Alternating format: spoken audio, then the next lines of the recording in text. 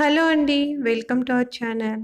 ఈరోజు మన recipe breakfast ఏం చేయాలో తోచినప్పుడు అన్నీ ఇంట్లో ఉన్న వాటితోటే ఇలా అప్పటికప్పుడు ఇన్స్టెంట్గా చాలా ఈజీగా బ్రేక్ఫాస్ట్ ప్రిపేర్ చేసుకోవచ్చండి. ఇప్పుడు మనం ఇన్స్టెంట్ దోశలు ఎలా చేసుకోవాలో చూద్దాము.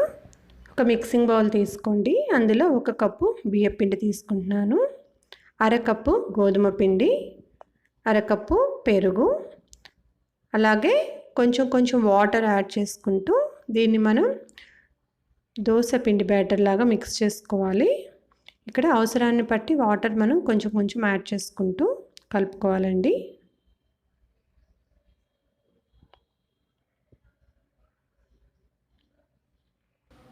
చూడండి, ఈ విధంగా ఎక్కడ ఉండలు లేకుండా మిక్స్ చేసుకున్న తర్వాత మూత పెట్టేసి ఒక 10 నిమిషాలు పక్కన పెట్టుకోవాలి.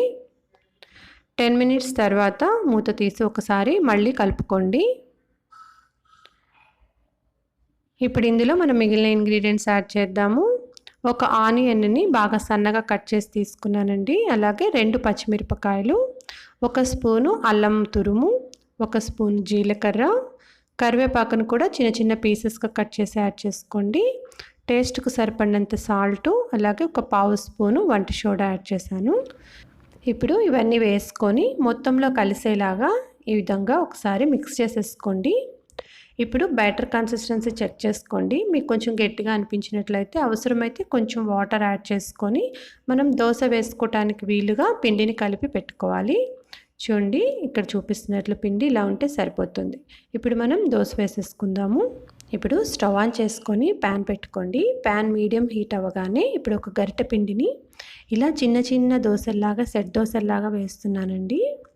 పిండి వేసుకొని చుట్టూరా ఆయిల్ వేసుకోండి.